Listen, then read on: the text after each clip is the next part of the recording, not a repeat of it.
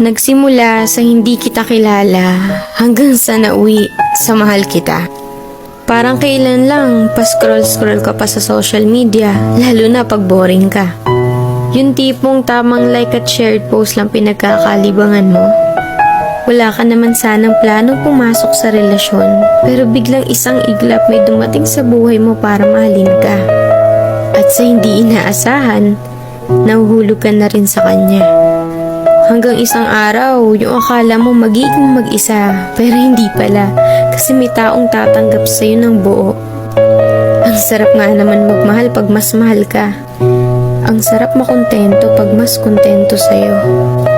Hahanap ka pa ba ng iba kung sobra-sobra na siya? Kaya nga sana wala na lang niloloko para wala na lang nasasaktan. Sana mapadpad kayo sa taong kayang pakalmahin puso nyo at hindi kayo bitawan sa mga panahong magulo na. Kasi sa totoo lang, iba yung saya pag nasa tamang tao ka na. Yung tipong kahit hindi mo siya palaging kasama o nakikita, alam mo hindi niya magagawang ipagpalit ka sa iba. Kasi una pa lang, ikaw lang talaga nag-iisa sa buhay niya.